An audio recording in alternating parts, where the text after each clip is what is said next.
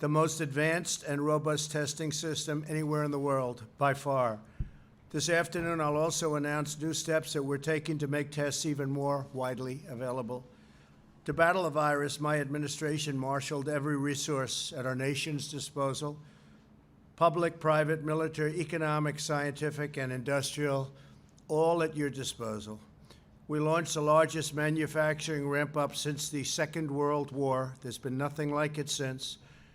At the center of this industrial and scientific mobilization was the development of our coronavirus testing capabilities. In the span of just a few short months, we've developed a testing capacity unmatched and unrivaled anywhere in the world, and it's not even close. This is a core element of our plan to safely and gradually reopen America, and we're opening and we're starting, and there's enthusiasm like I haven't seen in a long time.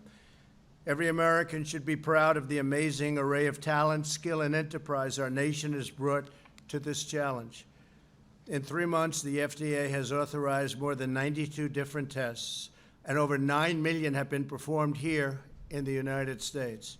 3 weeks ago, we were conducting roughly 150,000 tests per day. Now we're doing approximately 300,000 tests per day, a 100% increase, and it will go up substantially from that number. This week, the United States will pass 10 million tests conducted, nearly double the number of any other country. We're testing more people per capita than South Korea, the United Kingdom, France, Japan, Sweden, Finland, and many other countries, and in some cases combined. On Friday, the FDA authorized coronavirus antigen test, an alternative testing technology that can be much more readily manufactured. Quidel Corporation, which makes this newly authorized point-of-care test, estimates that it will be able to manufacture 150,000 tests per day, immediately increasing to 300,000 tests per day within just a few weeks. To further expand our nation's testing capabilities, this afternoon I am announcing that my administration we've got this all approved, it's all done, is sending $1 billion to America's states, territories, and tribes. So this has all been approved, we've gotten it done, completed, the money is going out. This major investment will ensure that America continues to conduct more tests than any country on earth by far. I said from the beginning that the federal government would back up the states and help them build their testing capability and capacities, and that's exactly what's happened. This partnership has truly flourished. We have really had a very good relationship with the states and the governors and other representatives within the states, a relationship like I think I can honestly say has not been seen in this country for many, many years. The governors and us are working together very closely, not only on testing, but on ventilators, where we have a capacity that's, at this point, virtually unlimited. And we're sending ventilators, as you probably heard, from other countries. We're sending many, many thousands of ventilators to other countries because they're in tremendous need. And I think building up a lot of goodwill, but much more importantly than that, we're saving a lot of lives. Most states are now doing a great job. My administration located 5,000 machines in 700 labs across all 50 states, and governors have learned how to maximize these testing resources. The federal government is also supporting states with vital supplies, quick approvals of new tests, and one-on-one coaching from the team here at the White House on how to increase capacity and increase it very quickly. In recent weeks, we've held multiple conference calls with every state, as well as with D.C. and Puerto Rico. We jointly developed testing projections and goals for each state for the month of May, altogether totaling 12.9 million tests. Think of that, 12.9 million tests. Today, I'm announcing that my administration will provide the collection supplies to help states meet their targets and meet them rapidly. During the month of May, FEMA and HHS will be delivering 12.9 million swabs to states nationwide. We already have them. The delivery will be very quick. We're prepared to provide millions of additional swabs if any state is on a pace to surpass its goal. And their goals are very high. We've set them very high. We've told them to set them very high. My administration will also provide approximately 9 million transport media, which are used to transfer swabs to the lab processing, a complicated process, but we've made it simple. As a result of these actions, every single state will be able to test more people per capita in May alone than South Korea has tested in 4 months since the outbreak began. This major commitment is possible because of the massive mobilization of American industry, including Puritan Medical Products, U.S. Cotton, Abbott Labs, and Thermo Fisher. Some of these incredible companies produced rapidly for us, and their products are here with us this afternoon. These are all different products that were literally just developed.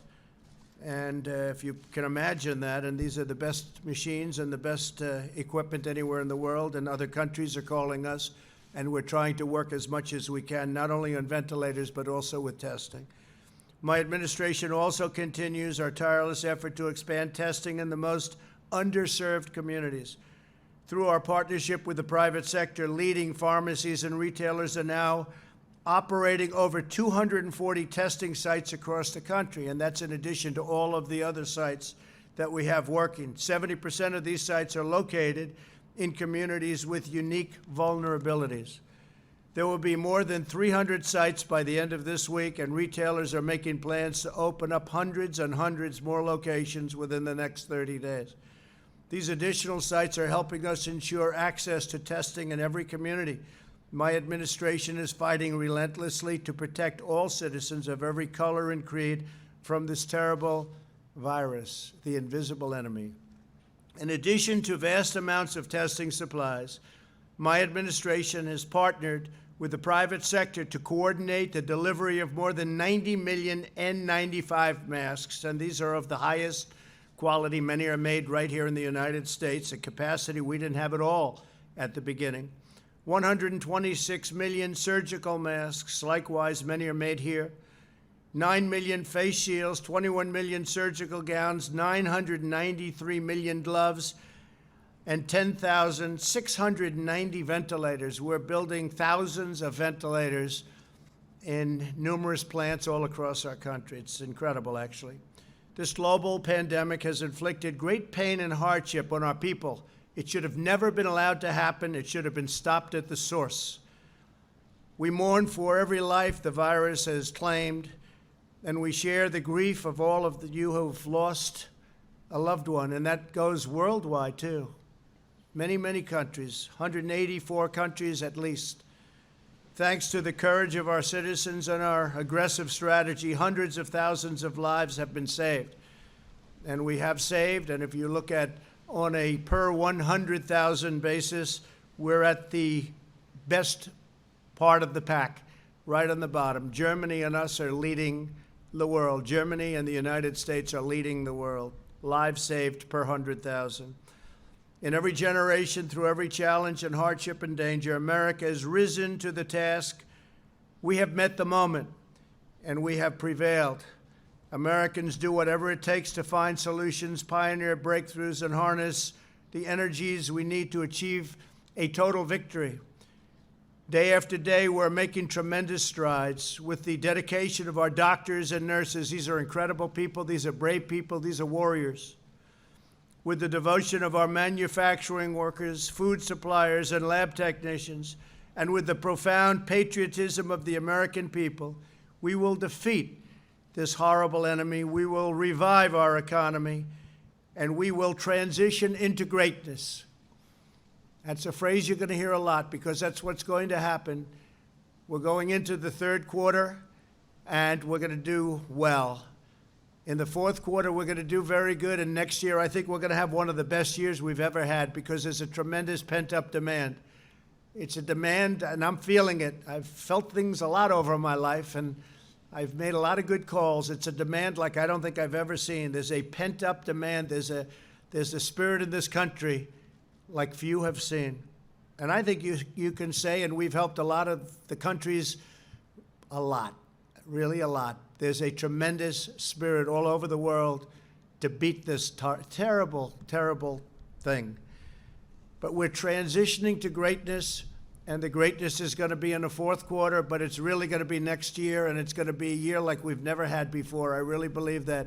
as good as we've done, and we've done great. We had the best economy in the history of the world, not just here, but anywhere in the world. You can talk China, you can talk any other country. We had the best economy anywhere in the world. And we were going for numbers, whether it was unemployment numbers, where we had our best numbers. Employment also numbers, a little different, where we had our best numbers, almost 160 million people. All of that. We had the greatest stock market numbers ever. I think we had 142 days where we set records. In a short period of time, 152 days, we set records in the stock market.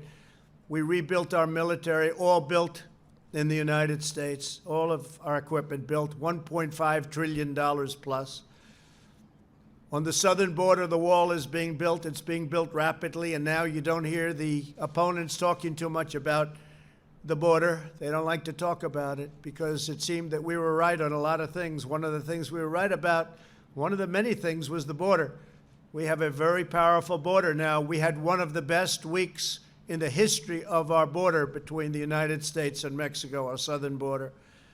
We had very few people coming in, very, very few, almost record low numbers. And the wall is being built. It's up to 181 miles already. It's being built rapidly. People don't talk about it anymore because it's very successful. And the area where the wall has built, that is a lot still, but we want to be up to 450 by a very short period of time. Early next year, we should be up to 450, and very shortly after that, over 500 miles to be completed. But it's had a tremendous impact. But again, we've had the best numbers. The last thing we want now with this pandemic is for people to come across our southern border. And again, we're doing record numbers, meaning record low numbers. So I just want to thank everybody, and I want to introduce Admiral Guar. If you could, please come up, and Brad, if you would, Brad Smith. And they're going to do a little explaining as to what we've done with regard to testing and how successful it's been. And then we'll take some questions after that. Thank you very much.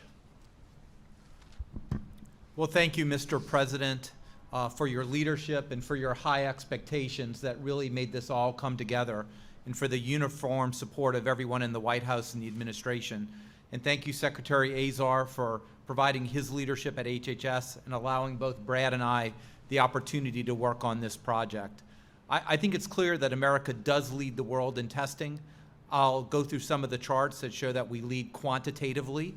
I will also suggest that we lead in the diversity of tests, which are very important to establish the testing ecosystem to keep America safe. And clearly, as we've said multiple times, no one beats America when it comes to quality. So let's start potentially with the next slide. This may be hard to see, but if you look at the line on top, that's the total numbers of tests done by the United States.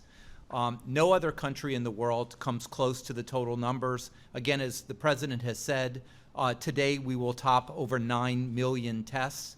And if you look at per capita, everyone talks about South Korea being the standard. Today, we will have done more than twice the per capita rate of testing that was accomplished in South Korea. No matter how you look at it, America is leading the world in testing, and how did we get there? Let's look at the next slide. Next slide, please.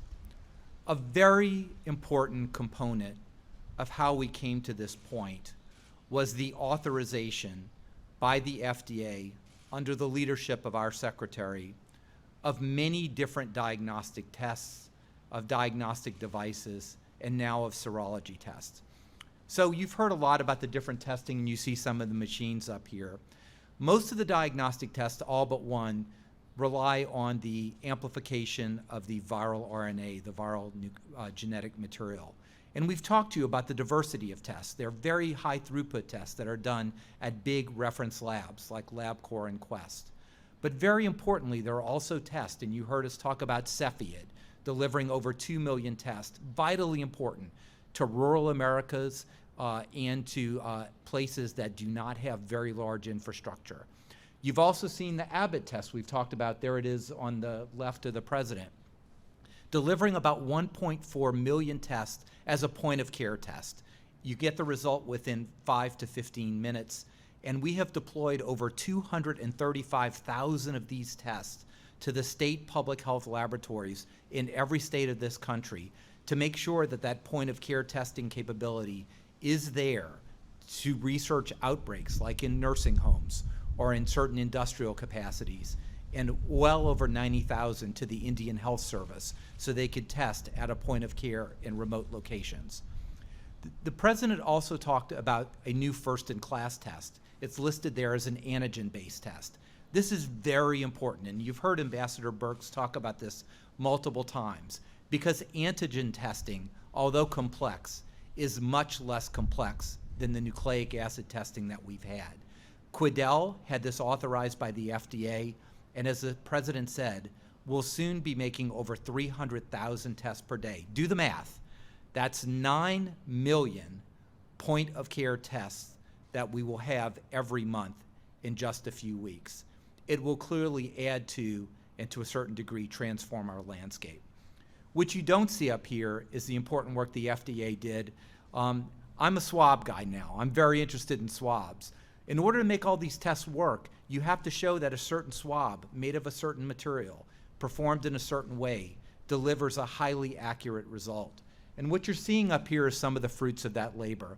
Without the authorizations of, for example, the foam nasal swab, we would be blowing through PPE all across the country because of the need for full PPE just to take a test. That has really been changed by this diverse authorization, and a recent authorization allows the great manufacturer, U.S. Cotton, to join our foundational industry of Puritan. Next slide. Last week we did over 1.9 million tests, and that number is growing. And again, as the president said, and Brad will talk about, our states aspire to do well over 12 million tests over the next 4 weeks. You see the graph growing. What you also see, very importantly, is that little orange bar on the bottom is the cumulative number of positives. Our percent positives are going down, and that's what we want to see. In fact, in 31 states as of last night, the positivity rate is less than 10%, which is not a litmus test, but is a good idea that we're doing plenty enough testing that we can enter phase 1 for careful reopening. I also want to take the opportunity to say this doesn't happen by accident. I'm seeing everyone in the audience here, and I'm so pleased that they can be here. People sitting in the front have been working literally 18 to 20 hours a day, every single day of the week, for at least the past 2 months. None of this happens by accident. It happens because their hard work, their sacrifice of their family, all for a common good. And I'm very, very honored to consider you all as my colleagues. And my last slide, as the president said, $11 billion are now being announced to be delivered to the states for the sole support of testing. This will give them the resources to partner, as they have, with the federal government, with the president, the vice president, the task force, with Brad and I, to achieve their testing goals. And we're going to be very specific, and they know it, that there needs to be minimum numbers to be planned to test. They have to have plans for their vulnerable communities, including nursing homes, including those who are disabled, including those who are in prisons or who have working environments that they may have a more likelihood to spread the infection. And combined with that, the Secretary's Office of Minority Health will soon be awarding a large contract to guarantee a national network of state, local, and community-based organizations to assure that those underserved, particularly racial and ethnic minorities, are linked to the services they need, not only testing, but in care as well.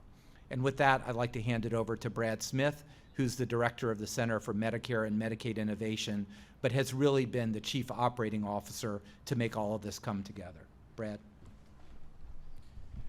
Thank you, Admiral. I want to talk through a little bit specifically the work that we've been doing with the states. So as the Admiral mentioned, over the past few weeks, we've been working with each state to set a target for their testing goal for May. Over the series of a couple of different calls, we've aligned on what those goals are. And as the Admiral mentioned and the President mentioned, they add up to over 12.9 million tests in the month of May. For every state, this is greater than 2% of their population in the entire state being tested in May. And for many states, it's a much higher number than that. When you compare this, as the president mentioned, to South Korea is actually below that 2%, not for a month, but for their total test to date since the start of the year. And so our states have come together to set really ambitious goals that we're excited to support them in meeting. If you go to the next slide. As I talked about last time in the press briefing, there are really 3 parts to making sure that a test can happen. The first part is the specimen collection supplies. The second part is the machines, and the third part are the lab supplies that the machines need to run. And what we've been working to do is to make sure that each state has all 3 of those parts to be able to conduct the number of tests. The first part is the specimen collection supplies. The commercial market today is providing a large number of these supplies already to states and already to hospitals. But we wanted to ensure that every state had more than what they needed to be able to conduct the number of tests they're aiming in May. So what we've done is we've purchased enough tests to support the state testing goals for May and June. So we will be sending more than 12.9 million swabs and over 10 million media to the states over the course of May, and a similar or greater number over the course of June. In addition, we have several million in reserve, so if states are able to exceed their goal in the 3rd and 4th week of May, we can provide them even more swabs and transport media. And again, this is in addition to what's already available in the commercial market. If you go to the next slide. There are large numbers, has been talked about many times, a large number of testing machines across the country, over 5,000 different machines that can conduct these tests. The key part is making sure that the machines and that the labs have enough supplies to run the machines. There will be, in the month of May, commercially produced over 25 million test kits, which is either the PCR and extraction kits or the cartridges, to be able to support tests in their effort, states in their testing effort. And what we've been working to do with each state is understand their total goal. And each of the manufacturers has been a great partner with us and told us how many tests they're shipping to each lab in each state over the course of May. And what we know is that in the aggregate, the number of test kits the state is getting is greater than their testing goal for the month of May. In addition to what the states have already purchased, there's over 7 million additional tests that remain unpurchased, the majority of those from Thermo Fisher, which is the most common machine in the country. So we feel very confident the states will not only have the specimen collection supplies and the machines, but also the extraction kits and the reagents they need to be able to hit or potentially exceed their testing goals. And if you go to the last slide. The last piece of the puzzle is making sure that Americans have access to these tests. Healthcare providers, hospitals, primary care physicians are already providing these tests to date. And we, for the past 6 or 7 weeks, have been partnered with the retailers who have massively been ramping up their effort. Today, there are over 240 retail sites. We've been working with the retailers to make sure that they're specifically targeting low-income and other vulnerable communities across the country. And we are talking with them about potentially opening more than another 1,000 additional sites over the next month or 2. So we hope that we've put together the right pieces of the puzzle, having access points for patients and Americans across the country, having the specimen collection supplies needed to take the test, having the machines, and then also having the lab testing supplies with the machines. So thank you very much. Thank you very much, Brad. Maybe you'll both stay there. Could be some questions. Okay, please, John, go ahead. You can't hear me. We had a situation here at the White House on Friday where a member of the Vice President's staff tested positive for coronavirus, which has now caused 3 of the top U.S. officials involved in the coronavirus response to self-isolate. 2-part question: where did the system break down to allow that to happen? And what would you say to employers who look at the experience here at the White House and say, are we ready for this? I don't think the system broke down at all. One person tested positive, surprisingly, because the previous day tested negative, and 3 people that were in contact, relative contact, who I believe they've all tested totally negative, but they are going to, for a period of time, self-isolate, so that's not breaking down. It can happen. It's the hidden enemy. Remember that. It's the hidden enemy, so things happen, but the 3 tested negative. The one who tested positive will be fine. It will be absolutely fine. Yeah, John? And what do you say, Mr. President, to other companies who may look at this and say, I don't know if we're ready for all this? Well, I think, we have a lot of people in the White House, and we had basically we had one person. We had a lot of people that work here. This building is shocking if you looked at the numbers, and it's also tremendous numbers of people coming in. Normally you wouldn't do that, but because we're running a country, we want to keep our country running. So we have a lot of people coming in and out. Most of those people are tested depending on what portion of the Oval Office area they're going in. Everybody coming into the president's office gets tested, and I felt no vulnerability whatsoever, John. But the 2 people, as I said, and 3 people they have been tested, and it's negative, and they'll be probably out of quarantine very quickly. Okay? John? If I can follow up on that, your staff, your senior staff, as you just referenced, is able to get tested every day. When will it be that Americans across the country will be able to get tested every day as they go back to work? Very soon. I mean, really very soon. It's an interesting question because normally you would have said that you are not tested, and you would have been, knocking us for not getting tested. So if we get tested, it's a problem, and if we don't get tested, it's a problem. But I like the way your question was phrased better this way, because it is a positive. We are tested. We have great capability. You look at all of these machines here. They're incredible machines. They're the best anywhere in the world. No place in the world has this kind of equipment. Other countries are calling sophisticated countries, and they're calling lots of countries. And we're trying to make as much as we can available to them, because there's nothing like what we've been able to do in literally a couple of months. What they've been able to do, the private sector, how they got it done. This is a 5 to 15-minute test, as an example, the Abbott Laboratories test. These tests are highly sophisticated, very quick, very good. This is things that didn't even exist a short while ago. So we do have a great testing capability. At the White House, we're doing it.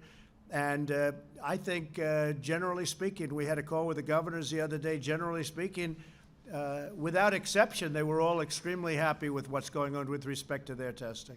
Okay? But should people be told to go back to work until they have that assurance that they and their co-workers are able to get a test, which we're still not there? We're leaving that up to the governors, as you know, and if we see something wrong, we'll call them out and we'll stop it. But we are leaving it up to the governors. Some are being not aggressive enough, in my opinion, and some are being a little bit aggressive, but they're being very careful. And the people of the country, they've learned a lot over the last 2 months. They've learned about social distancing and washing your hands and other things that we've all learned and talked about. They've learned about, I see everybody, just about everybody has a face mask on. They've learned about face masks, the good and the bad, by the way. It's not a one-sided thing, believe it or not. But our country has learned. Our country has been incredible.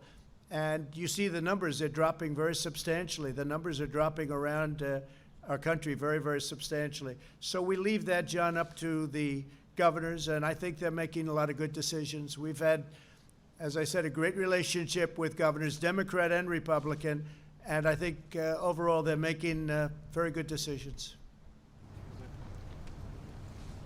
Nobody in this group.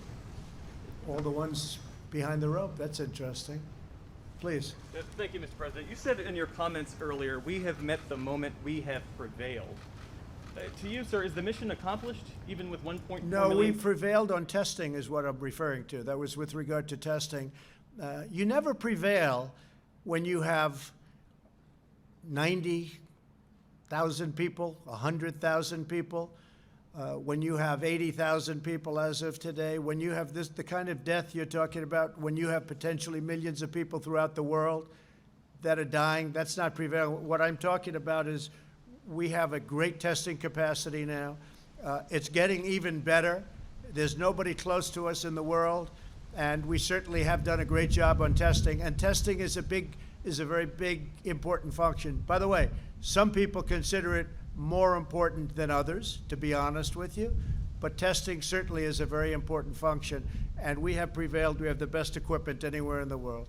Okay, please. Yeah, please, go ahead. There are a variety of reports that Chinese hackers are attempting to steal technology related to vaccine research. Is this something you're concerned about? What can you say? So what else is new with China? What else is new? Tell me. I'm not happy with China. They should have stopped this at the source. They could have stopped it right at the source. So now you're telling me they're hacking. So I just say this, Steve, what else is new?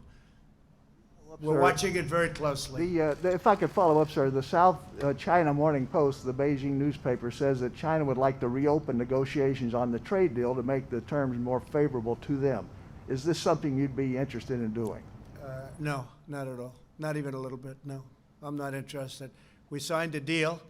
I had heard that too. They'd like to reopen the trade talk to make it a better deal for them. China's been taking advantage of the United States for many, many years, for decades, because we had people at this position right here where I'm standing, sitting right in that office, the Oval Office, that allowed that to happen. No, I'm not interested in that. Let's see if they live up to the deal that they signed. Okay? Please, go ahead. Mr. President, what are your thoughts about a second round of direct payments to Americans that's included in the House Democratic bill?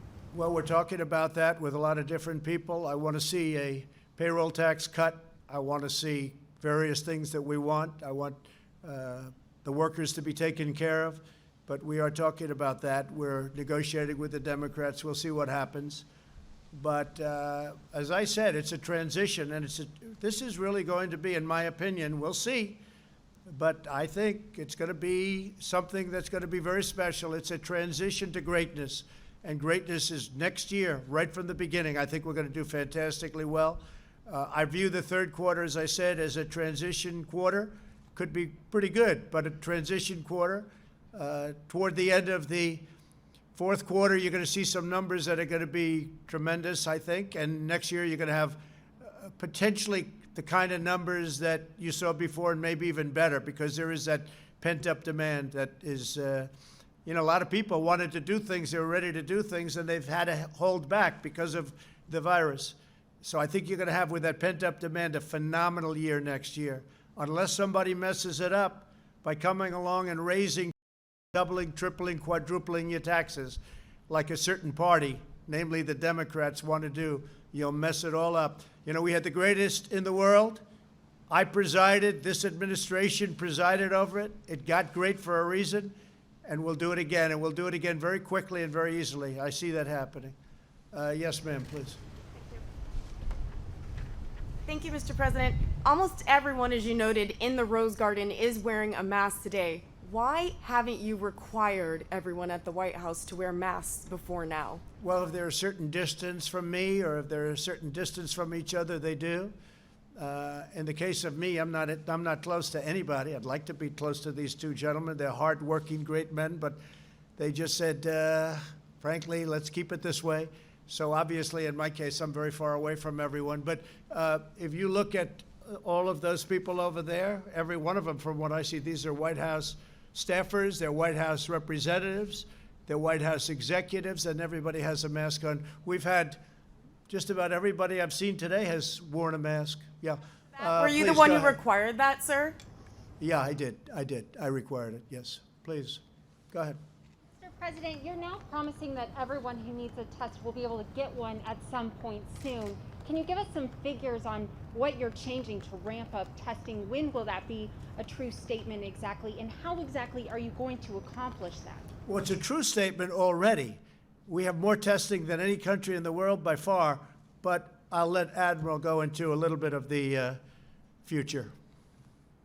When you look at the testing numbers that we worked with collaboratively with the state leadership, it's not just with the governor, but the state health officers, the state epidemiologists, the public health labs. It's really a combination of testing those who need something for diagnosis, diagnostic testing, tracing, so testing those who have been around the people with a diagnosis.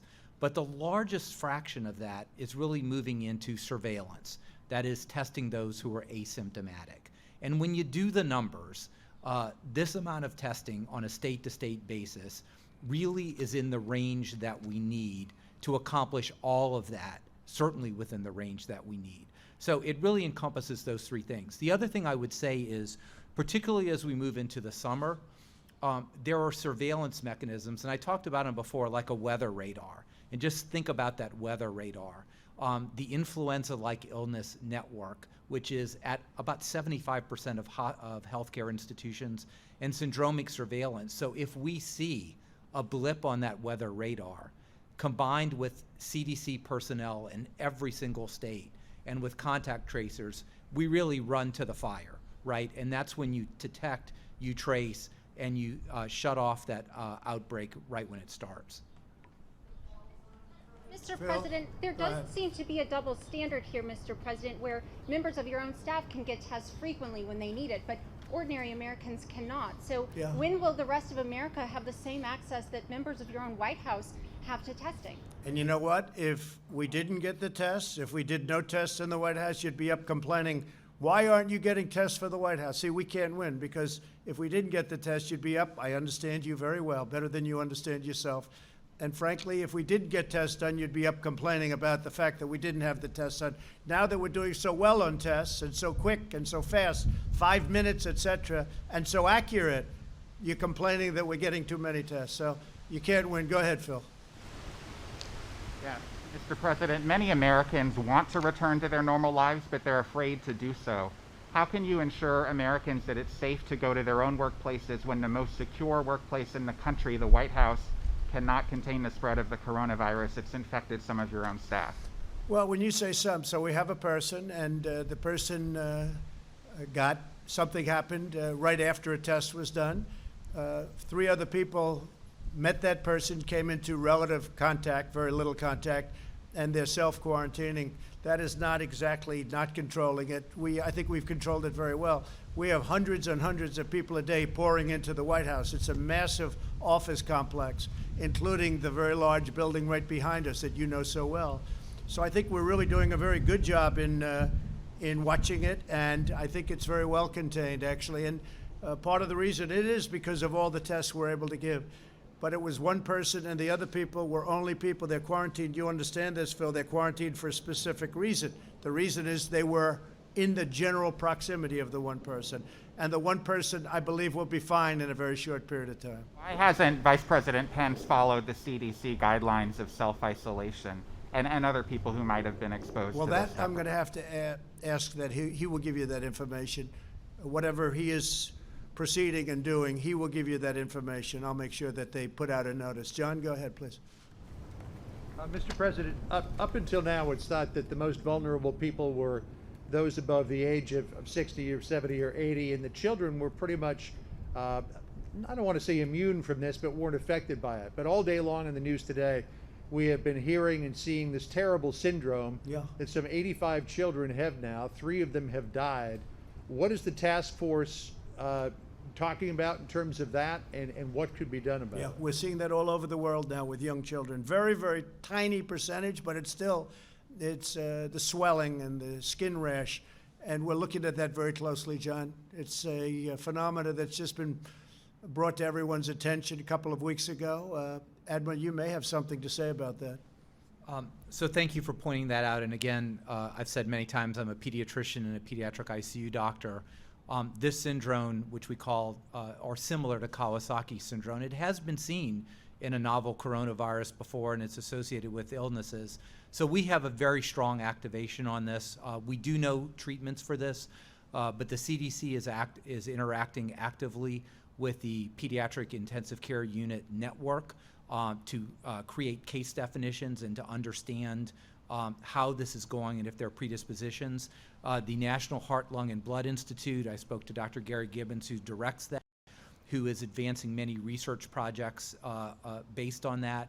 The ASPR, the Assistant Secretary for Preparedness and Response, has a team out in several areas looking at if there are any special treatments.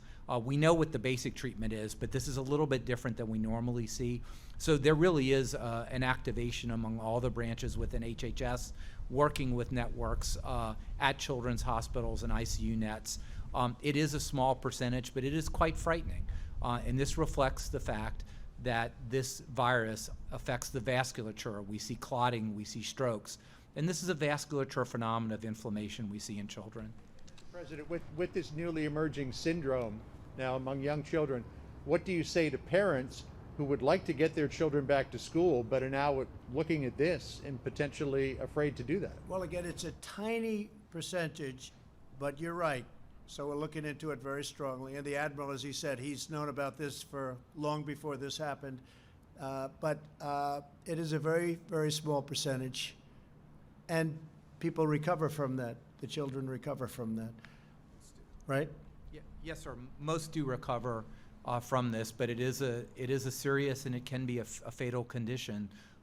So we do want to make sure that parents understand that high fevers, red rashes, particularly in your child, you may need to contact your healthcare provider. There are treatments for this. They work very effectively if gotten early, at least for the vast majority of the cases. We're studying that very closely, and it's been on the radar for weeks, actually, because we've seen this for quite a while. But it's been very rare, but we're looking at it very closely. It's very important to us. I think one of the things we're most proud of is this just came out, deaths per 100,000 people, death. So deaths per 100,000 people, Germany and the United States are at the lowest rung of that ladder, meaning low is a positive, not a negative. Germany and the United States are the two best in deaths per 100,000 people, which, frankly, to me, that's perhaps the most important number there is. Please go in the back, please. Thank you. Thank you, Mr. President. I have two questions, one on the Ahmaud Arbery case and one on the coronavirus. The first on the coronavirus, the vice president is said to be in some sort of self-isolating, keeping his distance from people. What do you say to Americans who say, how can you keep me safe? How can you reopen the government if even the vice president is self-isolating? And why hasn't testing gotten up to the point where every American who wants a test can get a test? Well, the vice president, first of all, has been tested, and he's negative, and it was tested yesterday, tested today, and he's negative. He's in very good shape, and I think that that's going to be fine. As far as Americans getting a test, they should all be able to get a test right now. They should be able to get a test. That's the problem with a question like that. We go through a whole announcement saying we're number one in the world by far, by a factor of 2 and even 3 and 4, depending on where you're looking. And I get a question, when will everybody be able to get tested? If somebody wants to be tested right now, they'll be able to be tested. As far as the incident, I think it's horrible, and it's certainly being looked at by many people. I'm speaking to many people about it. I saw the picture of him in his tuxedo. It was so beautiful. I mean, he looks like a wonderful young guy. Would have been a wonderful, just a wonderful guy. I think it's a horrible thing. Now, with that being said, as you know, they're studying the case very carefully. They're interviewing everybody involved, and we'll see what happens. To me, it's a very sad thing. I spoke to a number of people that are very much involved in it. I've been following that one very closely. It breaks your heart to watch it. It breaks your heart. And certainly the video was a terrible-looking video to me.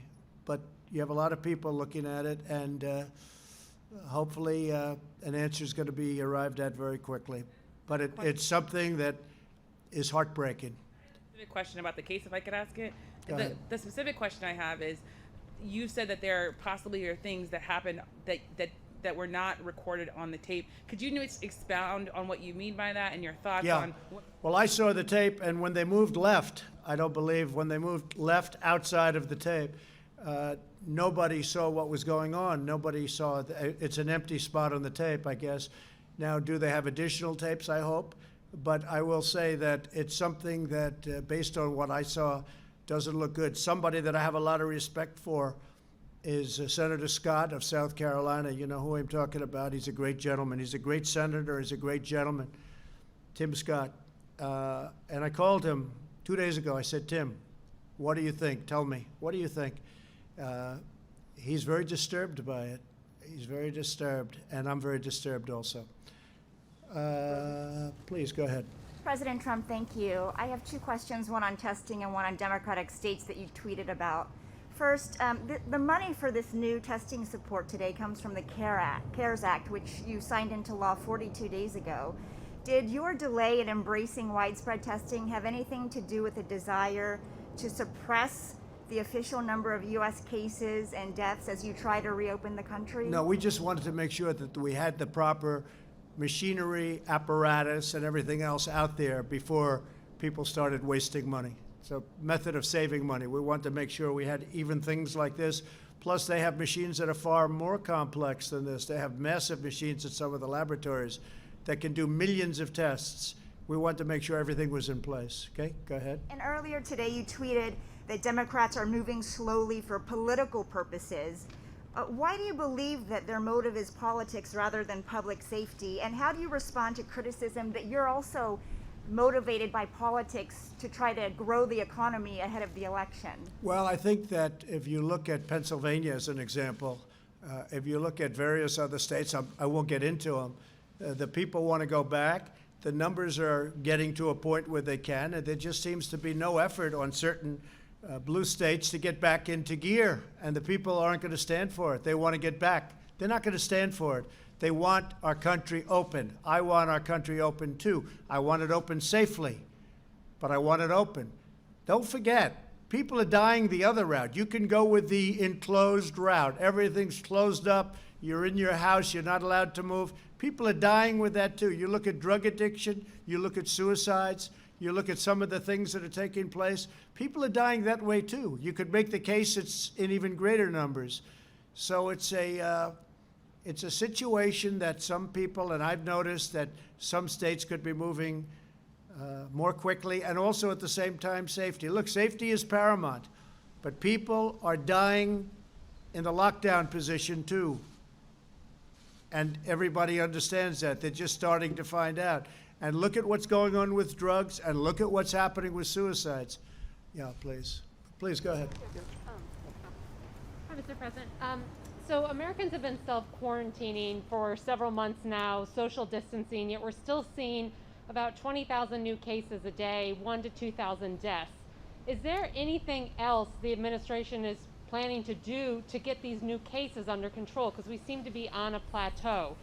Or is this just well, excuse me, the 20,000, the numbers are way down from what they were 2 weeks ago. I mean, the numbers are really coming down, and very substantially. This weekend was one of the lowest we've had. This is, you know, the numbers are coming down very rapidly, all throughout the country, by the way. There may be one exception, but all throughout the country, the numbers are coming down rapidly. I think you see that, Admiral. But now 130,000 cases that go through August. Is that, do you agree with those models? Is that your expectation Well, as well? the models haven't been exactly accurate. These are models done by a lot of think tanks, a lot of universities. You look at some of the models, they've been way off. A few of the models have been accurate, but as far as the models are concerned, if you go by the model, we were going to lose 2.2 million people. And because we mitigated, we did things that were very tough for our country to do, frankly. We had to turn off our whole magnificent economy. We had to turn down the whole country. We're at the lowest of all of the models. I mean, if you look at, I guess that 100 to 120,000 people would be at the low side. And we're at, there's nothing low. Look, nothing low. One is too many people. And I say it all the time. One person to lose for this is too many people. It's a disgrace what happened. But if you look at the models, we're at the lowest of those projections. But the models are not models done necessarily by the White House. They're models done by many people all over the world. And if you take the most respected of those people, many of those models are wrong. I mean, they've been wrong as far as the U.S. is concerned, because those numbers are nowhere near what was projected potentially. Expectation of what the death toll is going to look like by the summer, by the... You know what? I don't want to think about it even. I know that we're doing everything we can. We're doing a good job. We acted very early. We acted extremely early in keeping China out of our country and banning people from China coming in, other than our citizens, which we obviously had to take, and they were quarantined or watched carefully. They were tested. They were watched very carefully. But we had about 40,000 people coming in from China, from Asia, and we had to obviously take the people. Can you imagine if I said you're a U.S. citizen, we're not going to take you? That doesn't work. So, but they were very carefully. I was with Ron DeSantis. He said they literally put the people that came in from China in quarantine for a substantial period of time. No, that was a big decision. I think we saved hundreds of thousands of lives by acting very early. And when I did this, I think the Admiral can say it, everybody was against my doing it. Everybody was. The professionals, the doctors. I was pretty much by myself on that one. And it was a lucky thing we did it, because we saved hundreds of thousands of lives. Yeah, please, go ahead. Thank you, Mr. President. Earlier today, the Vice President urged governors to have all their nursing home residents tested. Why not just mandate that? Why not require that? Have you considered that? Well, I would certainly consider that. I will mandate it if you'd like. I think it's important to do, and I think, frankly, some of the governors were very lax with respect to nursing homes. It was obvious right from the beginning. The state of Washington, where 26 or 28 people died very early on, and I would have said nursing homes, and I did say nursing homes. That's what they should. Now, some of the states, many of the states are doing that, but I think all of the states should be. They have the capacity to do it. They should be doing nursing home. That is a real vulnerability. The two staffers that were announced last week as testing positive, are you aware of any additional White House staff? No, not at all.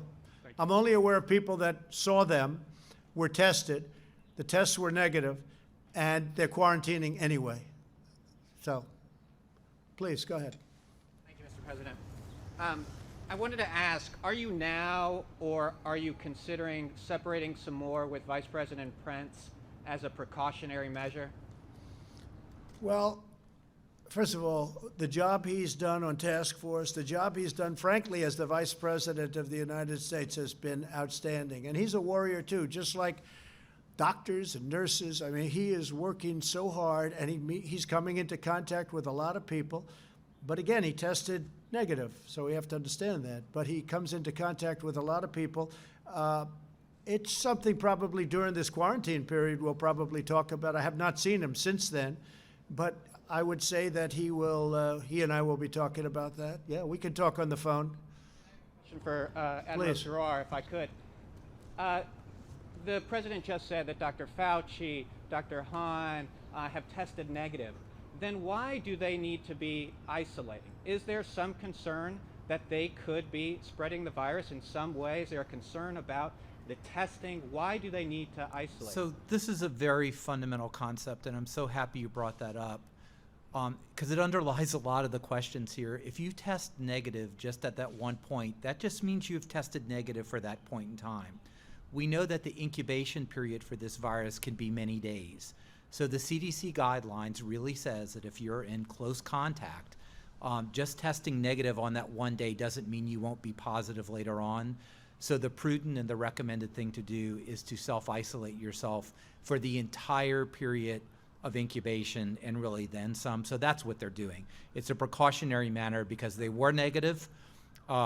We all hope that they remain negative, but if they turned positive in a day or two or became symptomatic, that's still possible even with a negative test. Okay? Thank you, sir. Go ahead, Phil. Mr. President, in one of your Mother's Day tweets, you appear to accuse President Obama of the biggest political crime in American history by far. Those were your words. What crime exactly are you accusing President Obama of committing, and do you believe the Justice Department should prosecute him? Obamagate. It's been going on for a long time. It's been going on from before I even got elected, and it's a disgrace that it happened. And if you look at what's gone on, and if you look at now all of this information that's being released, and from what I understand, that's only the beginning. Some terrible things happened, and it should never be allowed to happen in our country again. And you'll be seeing what's going on over the coming weeks. And I wish you'd write honestly about it, but unfortunately, you choose not to do so. Yeah, John, please. What is the crime exactly that you're accusing him of? You know what the crime is. The crime is very obvious to everybody. All you have to do is read the newspapers, except yours. John, please. Yeah, Mr. President, if I can just get a clarification on the testing. We've seen clearly that the numbers of tests have gone up. There have been some advancements in testing. But you've said twice here today that every American who wants a test can get a test. Yes. That's not the case. 1.9 million tests per day is far short of every American that wants a test to be able to get it. Well, I'm going to have the Admiral, but I will say just from listening and hearing like you do, we all do, not everybody should get a test because they have to have certain things and they're going to know when they're not feeling right. Those are the people that will be getting the test. But Admiral, I'll let you take it from there, please. So everybody who needs a test can get a test. We have plenty of tests for that. Right now in America, anybody who needs a test can get a test in America with the numbers we have. If you are symptomatic with a respiratory illness, that is an indication for a test and you can get a test. If you need to be contact traced, you can get a test. And we hope, and not hope, we are starting to have asymptomatic surveillance, which is very important. Again, that's over 3 million tests per week. That is sufficient for everyone who needs a test, symptomatic, contact tracing, and to our best projections, the asymptomatic kind of surveillance we need to get that. And that's the way it is. And remember, I work at HHS. I work there every day. I don't get tested every day. I get monitored for my symptoms. Am I febrile? Do I have any other symptoms? I wear a mask when I go in. That's a safe work environment for the environment we have. If I became symptomatic, I would get a test, and if it were positive, I would isolate, and there'd be contact tracing to stop that, just the way it was done here. If I'm not symptomatic, I do the precautions as everyone is recommended in phase 1, and that's the essence of safely opening America. And John, the numbers are coming way down, and they're coming down rapidly, and that's a beautiful thing to see. And that's pretty much universally all across the country. They're coming down very rapidly, so very important. Please, go ahead. The Admiral, if so Americans who are going back to work shouldn't expect and shouldn't want to have the same thing that people coming to work here at the White House have, which is the ability to get tested regularly, regardless of symptoms. Is that what you're saying? let me clarify as well. People who come into close contact with the president get tested on a regular basis, okay? If I were not in close contact with the president specifically, I would not get tested, like most people here do not get tested. That's a very specific circumstance. When I work at HHS, I go at HHS, I don't get tested. I do the exact thing that we ask Americans to do, to monitor your symptoms. If you are symptomatic, self-isolate, get tested. With one of our community-based testing sites at your hospitals, there are even at-home testing now that has been authorized. And to cooperate, that if you need to be contact traced and cooperate with your local public health. But not everybody who walks in here gets tested every time they do. If you're symptomatic, here at HHS, at a meatpacking plant, at a school, you need to get tested. And the meatpacking plants now are doing very well. There's great testing around those plants. And we're finding out who had the problem. They're being quarantined, and the meatpacking is moving along very nicely. But they were trouble spots. They were hot zones, definitely. Please. And you know, one thing I think is very important, though, John, just to finish, we have now, and nobody says it, they just don't want to write it, by far more tests than any other country in the world, not even a contest. And the quality of our test is the best anywhere in the world. That's very important to say. Please, go ahead. So to make sure I understand the White House's position, are you saying that right now you feel there is enough testing, adequate testing across the United States, or do you feel that it needs to be ramped up, and by how much, if so, does it need to be ramped up? I think we've been clear all along that we believe, and the data indicate, we have enough testing to do the phase 1 gradual reopening that has been supported in the president's plan and the task force plan. And it has to be a phased reopening. Nobody's saying turn the light switch on and everyone go, because then it would be really impossible to control the spread of the virus. You know, there are many, many models out there. The Rockefeller Foundation published their recommendations of about 3 million tests per week. That's exactly what we're doing. If you look at our agent-based models, it's far below that. If you take the Safra Center at Harvard and correct their misassumptions, like on the sensitivity of the test, the mitigation processes, and how many people get hospitalized, you get about that number. Now, I am not going to come here and say we can absolutely swear it's God's truth that this is the number we need. But we know we have enough to open, and we're going to be very careful with our ILI net, with our surveillance programs, and with the data come in to inform us even further as we grow and learn. And I think Brad may And let me just add a little bit to that, because most days I don't come to the White House to work. I either go to FEMA or I go to HHS. And let me just talk you through what the protocols are there, because I would never get tested if I wasn't coming to the White House. So every day when we come in, we get our temperature taken and we get asked questions about if we have symptoms. If you don't, then you enter the workplace. And then there's hand sanitizer all over the place. In rooms that are made for conference rooms, they put pieces of paper that say don't sit in essentially every third seat to separate people. And so there's a lot of precautions that we're taking in the federal government that are separate from testing, and those are the precautions that the agencies that Admiral Giroir and I are working at every day are using to let us continue working. If people want to get tested, they get tested. We have the greatest capacity in the world, not even close. If people want to get tested, they get tested. But for the most part, they shouldn't want to get tested. There's no reason. They feel good. They don't have sniffles. They don't have sore throats. They don't have any problem. If they do feel there's something happening, they have the absolute easy. In fact, Ron DeSantis of Florida, the governor, is doing a fantastic job in Florida. He said he's got a little bit of the opposite problem. He's got so much testing that people sit around and wait for people to come in, that they have a great overcapacity for testing. And there are numerous other states that have told me the same thing. That's, by the way, a good problem, not a bad problem, okay? Yeah, go ahead, please. Said many times that the U.S. is doing far better than any other country when it comes to testing. Yes. Why does that matter? Why is this a global competition to you if every day Americans are still losing their lives and we're still seeing more cases every day? Well, they're losing their lives everywhere in the world. And maybe that's a question you should ask China. Don't ask me, ask China that question, okay? When you ask them that question, you may get a very unusual answer. Yes, behind you, please. Sir, why are you saying that to me specifically?